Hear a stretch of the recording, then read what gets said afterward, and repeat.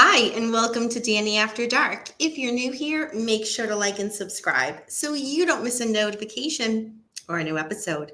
Tonight, I'll be doing the case of the Slenderman Stabbing.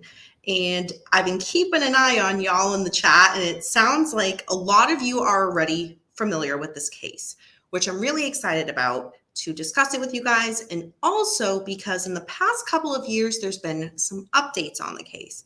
So for anybody that isn't aware of those updates, I really look forward to talking about it with you guys. But before we dive into that, just a couple of quick housekeeping announcements. So as of next week, my schedule for shows will be shifting just a little bit. As you know, I do dance and the new dance season is just starting up. And your girl gets a little bit excited when it comes to picking pieces for the new season. And I went a little crazy and picked pieces off. My apologies. I couldn't help it. So I will figure out in regards to what night to do the show with you guys, whether it's Wednesday or Thursday nights, whatever works better for you guys. Honestly, I'm totally okay with either. And then we will continue to do the regular Crime and Chill with Mr. Beckham on Friday nights. So just so you guys know. So if you guys do have any preference on Wednesday or Thursday, or just mix it up and whatever works, kind of cover bases for everybody, just let me know. You can certainly comment here during the live, or once this show is over, and if you're catching it on replay, simply just leave a comment and just simply say Wednesday or Thursday, and I will make sure that gets noted. So, and that will only be for this next couple of months that will be affected. And the weeks that we're on kind of break from dance, then I will do the Monday or Tuesday shows, but those will kind of be sporadic in between. But I wanted to make sure I told you guys right away. I just found out that schedule like the other day. So that is that.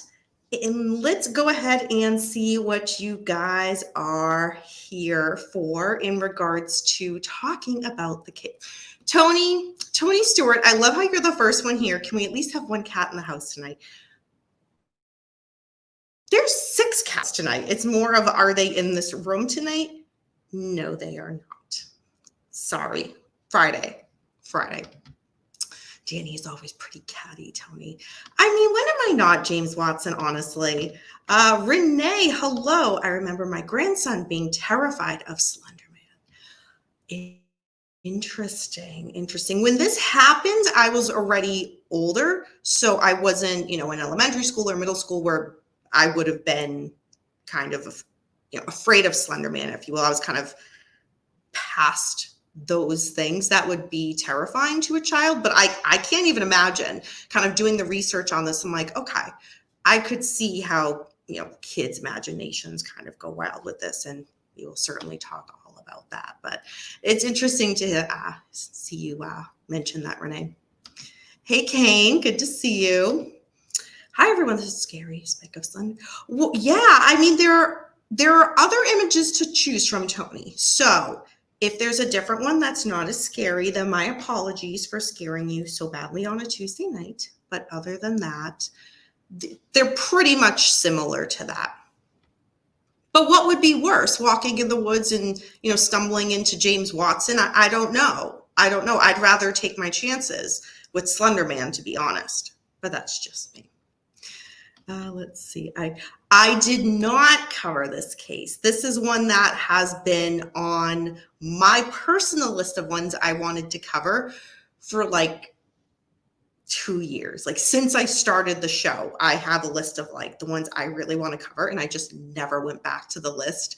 And finally, I'm like, all right, I've done a lot of audience suggestion cases. Let me look and see which ones I kind of want to talk about that I think you guys might be interested in. And then with again, kind of more recent updates in the case, I thought it'd be really good to cover that. But I did not cover it already. I did not. Yes, there's been developments in the case. Yep. Hey, Allison, good to see you, hon. Let's see. Don't like beauty. Hi, Danny. I've been a fan of Paulcast for a long time. Welcome. Well, welcome. I hope that being here is better than being, just kidding, I'm just kidding. Kind of, not really, but welcome. So hopefully you like this. It's non-Manson, but it's still true crime nonetheless. I've been trying to behave. Yes, you have, Tony, and it has been noted and it is appreciated. And our birthdays are coming up. So, let's see. You should have posted a Slender Man holding a puppy. Oh, Jesus Christ. See, I'd rather take my chances with Slender Man than you, James Watson, in all honesty. All right, so let's dive into tonight's case. And there's a few points where I'll kind of pause and kind of chat with you guys and see what you guys are thinking up until that point. Again, if this is a case that clearly some of you already know, by all means, please let me know your feedback as we go along. And then if there's anybody who is not familiar with this case as we're going on, please, I'd love to hear what you think. So let's go ahead and get started. May 31st, 2014. It's Friday night, and three best friends, sixth grade girls, 12-year-old Anissa Ware and Peyton Lautner, spent the night at a local roller skating rink before having a sleepover at friend Morgan's house. They were celebrating Morgan's 12th birthday. They spent the following morning eating donuts and strawberries before heading out to a park near Morgan's house. Once there, the girls decided to play hide and seek. What happened next would shock law enforcement, the country, as well as bring an internet character to the forefront of an attempted murder. Now, let's just rewind just a little bit. Let's go back to Morgan, Anissa, and Peyton. Once outside in the park, when they started to play hide and go seek, or at least that's what Peyton had told the girls they were going to be playing, that's what they were going to be doing. Once they were in the woods, Morgan and Anissa started to stab Peyton. Peyton was stabbed repeatedly, and then Morgan and Anissa told her, stay there, and they would go get her help. However, Morgan and Anissa never planned to get help for Peyton, and they left her in the woods to die. Peyton was stabbed in the liver, the stomach, and the heart a total of 19 times. She somehow gathered the strength to crawl through the dense woods to a nearby bike path. A passerby found her and called 911. She was barely able to speak. She was rushed to the hospital for emergency surgery. Morgan and Anissa were found hours later by police on the side of a road on Interstate 94, and I'm totally going to mispronounce this city, Waukesha. They had been walking for hours. They said they were simply on their way to live with Slender Man in his mansion. They believed that the mansion was hundreds of miles away in the Nicollet National Forest in northern Wisconsin. Once in police custody, Morgan and Anissa told police the reason that they attacked their friend Peyton. It was to win the favor of Slender Man. They were going to live at his castle and become his servants. This would protect their families from him. Now, before we get into who Slender Man is, let's see where you guys are in the chat. I know, I'm so suspenseful. Let's see. Hi, K-Dog, welcome. Hello, Slenderman, that eliminates Becco. Oh my, I'm giving you a star for that. That's pretty good, K-Dog. I like that. That's pretty good. Oh, Tony, I feel like every day there's a sports. Sorry, pick and choose. Go watch sports and then just watch this on replay. Totally cool. I am always correcting. Okay, what did I say, Renee? No, please correct it. And I actually heard a podcast on it and I listened to how it was pronounced and I was like, okay, I got the name of the city. And then when I do my notes, I'm like, I say it like 20 different times every single time. So I think it's Waukesha, Wisconsin. Hi, Wolf. Good to see you. All right. So we've established that Slender Man is not Mr. Beckham. But who is Slender Man? Let's find out. He is a tall, faceless creature in a suit. He was a fictional character that was created online. He was first seen on the Something Awful internet forum on June 10th, 2009. Eric Knudsen, who used the pseudonym Victor Surge, posted 2 photoshopped images of children with a tall, thin, spectacled figure in a black suit lurking behind them. These Photoshop images were part of a contest on that forum that challenged users to create paranormal images. The images would continue to be posted online as a creepypasta or internet meme horror. Morgan and Anissa lived in the same condominium complex and rode the same bus to school. When they discovered Slender Man online on the creepypasta wiki, they developed an obsession with him. They decided to become what they called proxies of Slender Man. This would be proving their dedication to him and to his existence to the skeptics. To fully prove their dedication, Morgan and Anissa believed they had to kill someone, so they decided that the person they would kill would be their friend Peyton. The plan was supposed to be to kill Peyton the night of the sleepover, but Morgan and Anissa changed their plan. They decided to kill her the next morning at a nearby park instead. Morgan secretly took a knife from her kitchen with her, and then they went to the park. Morgan told the detectives how it felt to stab Peyton. Keep in mind, these girls had been friends since 4th grade. So Morgan said, quote, "I didn't know what I did. It just sort of happened," end quote. She also said, quote, "It didn't feel like anything. It was like air," end quote. So Anissa told the detectives, quote, "Morgan handed me the knife. I gave it back to her and said, 'You do it. Go ballistic. Go crazy,' end quote." Morgan and Anissa were both charged the next day. Going forward, they would not be allowed to contact each other or have any access to the internet. Peyton was hospitalized for 10 days after the attack. In the next several months, as she recovered, she had as many as 8 medical appointments a week. Now, before I continue on in regards to the upcoming trial, let's do a quick pause. Waukesha. Okay, Renee, I was waiting. Thank you. Thank you for that correction. Oh, Tony, I'm going to give you a star for that, hon. That is super sweet. Thank you. Faceless could be Paul. James, I think you're on to something. I cannot confirm or deny, but that is an excellent point. Hey, Danny Kane. This case got to me because I watched the interview of the kids that committed the crime. It was strange how young the kids were that did this. Wolf, absolutely. And I'm actually really glad that you mentioned that. If anybody is interested in seeing the actual police interviews that law enforcement had with the girls, you can easily find that online on YouTube. Just do a quick search for this and it will come right up. And it is very interesting because, again, they're just kids. They're just 12-year-old kids, basically. And how law enforcement has to approach the interview with them while the investigation's happening. Obviously, it would be different than if they were interviewing an adult, because not only they dealing with children, but they're dealing with children in regards to this case that's just, it's very different because of the Slender Man aspect. But definitely check that out. It's definitely worth a watch. Mr. Beckham, you must be lost, but welcome here. Good to see you. Let's see. Hi, Fiddle. Good to see you, hun.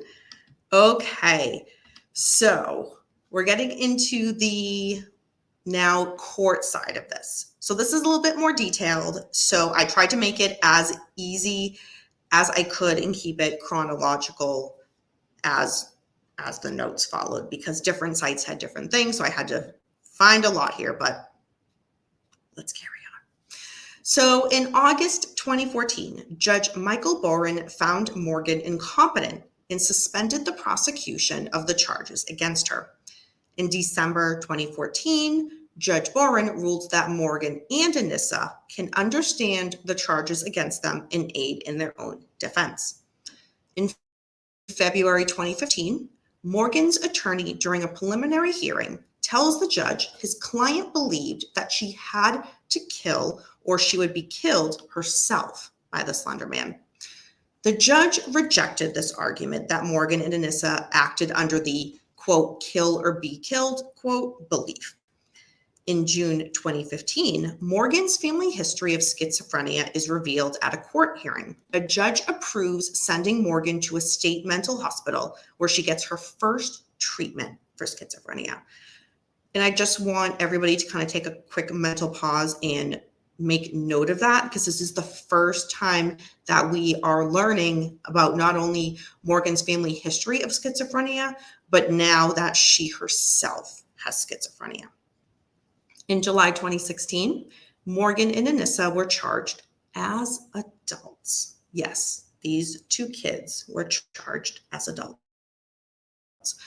They immediately and repeatedly said their clients' cases should take place in juvenile court rather than. In August 2016, Morgan entered a plea of not guilty by reason of mental disease. In September 2016, Anissa entered a plea of not guilty by reason of mental disease or defect. In August 2017, Anissa now pleads guilty to attempted second-degree homicide. The trial will stand that she will have will only focus on whether her mental condition at the time should make her legally responsible for the crime. So that's worth pointing out here. She's pleading guilty to second-degree homicide, but again, the trial that she's going to have will be whether her mental condition at the time makes her legally responsible for that crime. In September 2017, Anissa was found not guilty by a jury as a result of mental disorder. Morgan also pled guilty, and she was not to be held criminally liable. She was to remain at the state mental hospital where she had already been for almost 18 months. In December 2017, Anissa was now committed to 25 years at a mental health institution. She was to spend at least 3 years in the institute before seeking release on community supervision. Her supervision would last until in February 2018, Morgan was now committed to 40 years of mental health treatment monitoring in order to remain at a mental health institute. Now, we're kind of going to get a little bit more recent here with the updates on this case. In July 2021, Judge Boren granted Anissa conditional release after finding that she does not pose a risk to herself or to the community. On September 13th, 2021, Anissa was then released from the Winnebago Mental Health Institute. She would now serve out the rest of her commitment in the community. However, part of the rules of her release was she must reside with her father and isn't permitted to access the internet outside of his home. The Department of Corrections would also monitor her internet use and activity. She would also be monitored with a GPS tracking device and would be supervised with case managers until the year 2039, when she would be 37 years old. In September 2023, so 2 years later, Anissa was deemed no longer to have to wear a GPS monitor. On April 11th, 2024, Morgan was denied for conditional release. So again, that is just a few months ago, April 2024. Again, she was denied conditional release. She will remain at the same mental institution where she has been committed since 2018 for treatment. Dr. Kenneth Robbins, who has known Morgan for a decade, actually disagreed. And he said, now is the time for her to head out into the community. However, several other of Morgan's doctors told the judge that she still has work to do to address her mental health and that the institution was actually the best place for her. Now, let's do a quick pause and see where you guys are in the chat.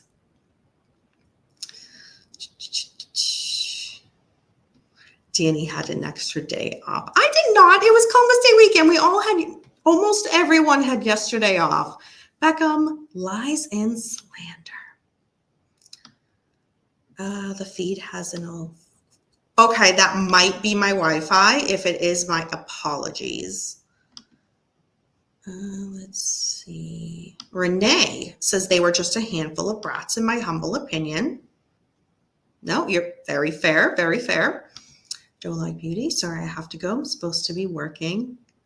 Well, thank you for coming, and I appreciate your honesty and your rebellion in coming in here when you're supposed to be working. Have a great rest of your night. Thank you for coming in. Video is freezing.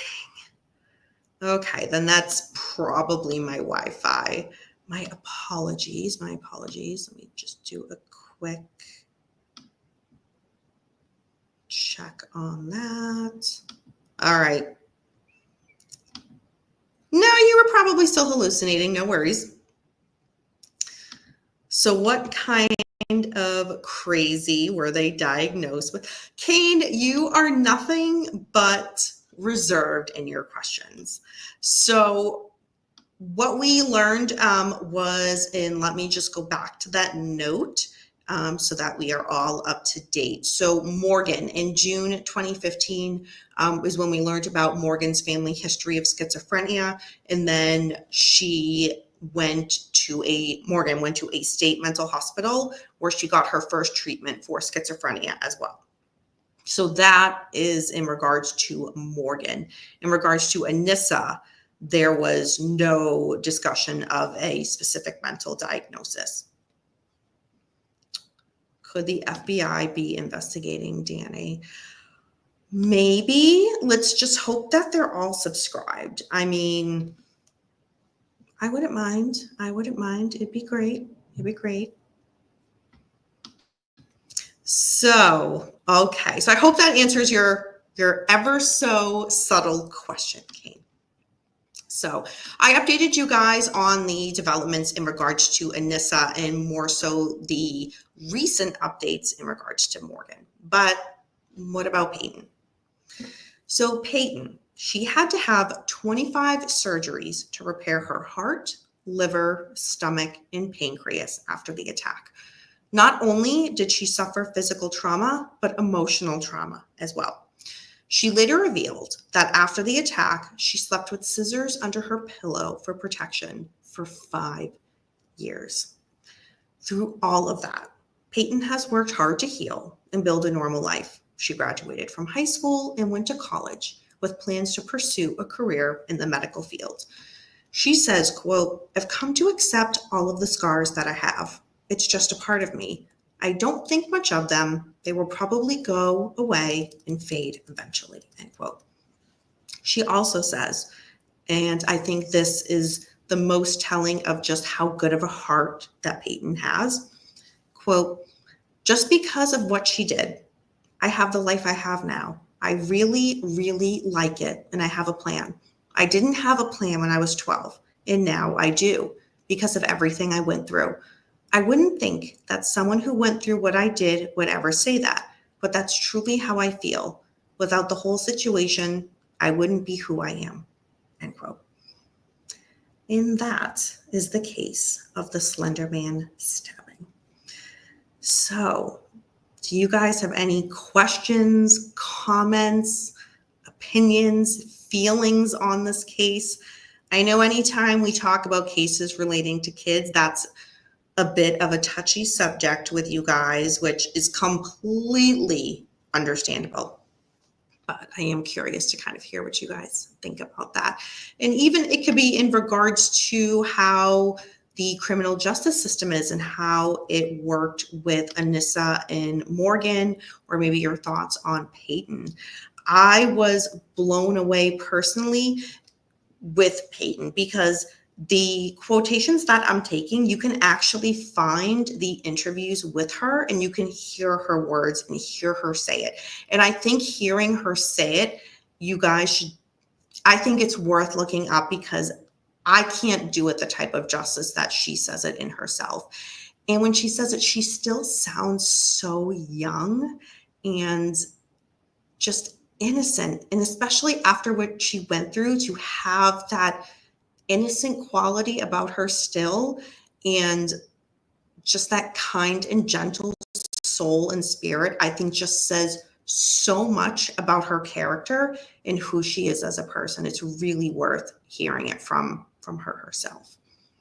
But she's just an incredible, incredible person. The one thing about her after the attack that just really, really gutted me was, I mean, after the attack in regards to the physical trauma, the emotional, in the research where she slept with scissors under her pillow for, protection for five years, that was just, for me, heartbreaking, absolutely heartbreaking, because as a 12-year-old, that should be the last thing on your mind.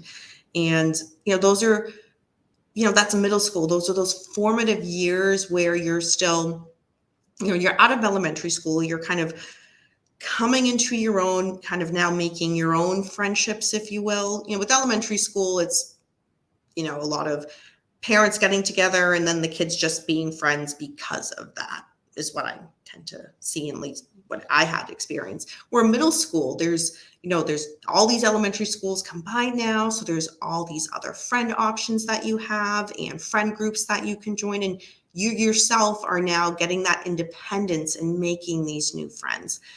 And for those formative years to have this happen to her, and not just these weren't new friends that she made. These were friends that she had.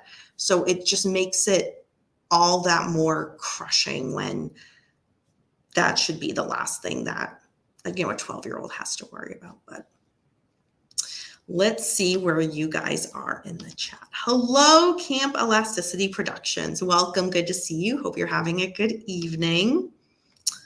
Is the FBI, and this goes to this, investigating her chat? Probably, but only because you're here, you and James Watson. Other than that, I think we're pretty solid.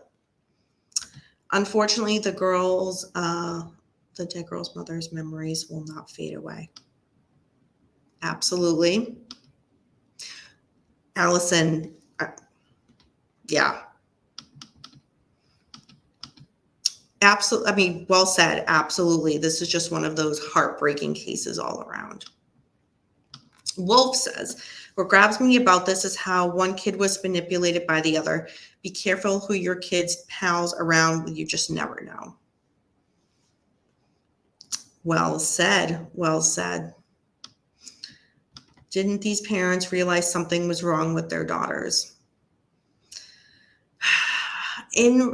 I think it's so tough. It's so tough to kind of look back on this, and we would like to think that because they are children and under the supervision of their parents, that, could there have been signs that they missed? And I don't like to ever speak for any other family member of, a victim of crime. And I'm sure in hindsight, it's easy to look back and maybe they look back and think, oh, well, there's this one thing I saw that, at the time didn't seem like much. And you know what I mean? We all have those moments where we look back in our lives and reflect on things and now I see that different. Could they have had that same experience with their kids? Possibly. I think in regards to Morgan, I think her situation was a little bit different. And to me, it made a lot more sense that she was clearly having, her schizophrenia was coming forward and she was yet to be diagnosed. I think once diagnosed, that made a big difference. Still to the point where she's still, behind. I don't want to say behind bars because she's in a mental facility and not deemed to be released yet. But I think that, not that you can ever justify this type of behavior, but it gives some type of answer. In regards to Anissa, however, there isn't that. There is kind of like Wolf said, one friend kind of following the other, manipulating the other, which is, how do you explain that? How do you rationalize that thinking? It's so hard to do. Oh, that Peyton died? Were you thinking that? No, Peyton lived. Peyton lived. But in regards to her parents, I mean, thank God their daughter didn't. I mean, she was really injured. It's a miracle that she survived, honestly. But that still doesn't take away the pain that, like you said, that her parents went through after the attack for this. And there are interviews with Peyton's parents that you can also find online. And those are heartbreaking too, because it's, these were girls that they had, sleepover, and they were best friends with their daughter, and they've known the families and known the girls for so many years and never would have expected this. So that's worth looking up too, I think. Just to give a full picture of those who were there, who can give, their words to their perspective on it. Okay, just want to make sure. Let me get back to the chat. I don't want to miss anything of what you guys are saying. The one kid was manipulative, psycho. I think she was good at hiding her real deal dark side. I mean, it's, yeah, Wolf, it's one of those things where also, the school, like, where was the school in regards to, Morgan's, especially Morgan's, how her thoughts, how she was acting, this, but it's also very tricky, kids' fantasy about a character, at 12 years old. I was older by this time that Slender Man was around, but there are also so many characters that kids are obsessed with. So I guess if the teachers even did hear the girls talk about Slender Man, what is normal kind of conversation of, oh, this character online versus what this case ultimately became. I guess their parents thought it was normal, teenage crazy. And again, not even teenage, they were 12, but then again, possibly normal 12-year-old behavior. I mean, yeah, they went, they had a sleepover the night before, went to the roller rink, donuts and fruit the next morning. Let's go play hide and seek the next day. I mean, all of those actions are very much in line with what 12-year-old girls do. So it's just kind of when we pick apart and weave through the events of what happened in between those moments is when we get to the real crux of the case. Excellent point, Tony. Or refuse to believe their kids can be bad. It's that. And that's not just with kids. We see that with so many other true crime cases, even with rationalizing adults. It's, you never want to think the worst of your child, whether they're, a legit child under 18 or legally an adult. You never want to think the worst about your, siblings, parents, spouse, family members, friends. So it's very easy to kind of rationalize something in your head of, oh, well, it's probably just this. You never go to the worst. We just don't do that. So I could see how that could happen with that. Tony, that's an excellent point. Imagine if Manson would have had social media. K-Dog, I challenge you one. Imagine if Susan Atkins had social media. I'm not worried with Susan Atkins was a talker. I've joked about, we always think like, looking back how technology has evolved and how it's helped catch criminals today, how it could have been used in the past to catch criminals if only we had, X, Y, and Z technology at our disposal back then. But that was one case where, especially when you get someone that just talks and talks and talks, it's like, oh my gosh, if they had access to social media, they would have, by their first crime, they would have been arrested because they just can't stop talking about it, type of thing. So I match you on that, K-Dog. Wolf, in regards to Peyton, she could have died easily. It was in a park. Luckily, someone found her injured. Absolutely. And even for her to, I know you came in a little late, Wolf, even for Peyton to get to the point where she was found, she had to drag herself there to get to that point, because waiting for her friends, they weren't going to come back. They told her they would, but they weren't planning on it. And for the amount of stab wounds into the organs that she did, she was stabbed even in her heart. The fact that she was able to even drag herself as far as she did is just, I can't even imagine the strength that it took her to do that. Oh, Tony. And I'm sure you wouldn't have been accepted, hon, but it's okay. You're accepted here.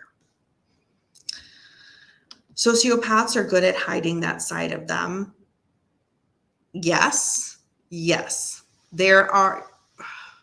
Oh my gosh. There are so many studies on sociopaths and how, if you really get into the crux of it, it's just fascinating. It's just fascinating how they are able to blend in. But then it's kind of, once the kind of curtain is lifted, then there's no going back and everything makes sense. But there are so many people that are good at hiding just such an evil, dark side. And it helps them get away with things as long as they do. And it's just scary. It is scary. Let's see. She would have had OnlyFans, Susan Atkins. God, Renee. I need to move on from that, because that's a whole nother conversation.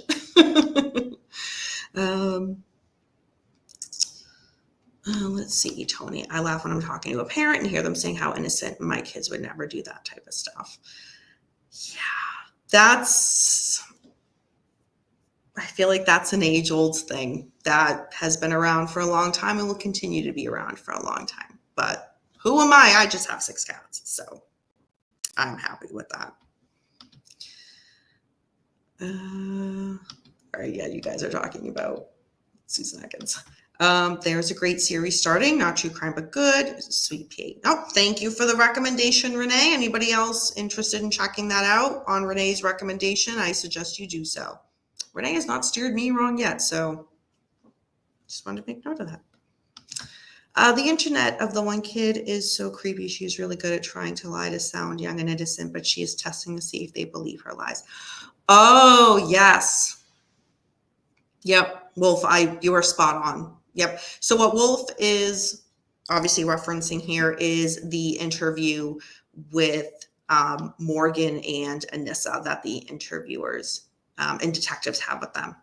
So again, I think it's definitely worth checking that out, because it's also, I'll speak for myself, hearing them, again, 12 years old, hearing them talk about what they did, and it's just so cold, so disconnected from reality and from the actions that happened and what they just did. And it seemed that Peyton was the furthest thing from their mind. It was just so matter of fact. And there was no, to me, I did not sense even like 1% of remorse of what they did. And to me, that's just chilling, absolutely chilling. But please, by all means, you guys watch it for yourself and, make your own conclusions on kind of what you hear and see, or maybe what you don't hear and see.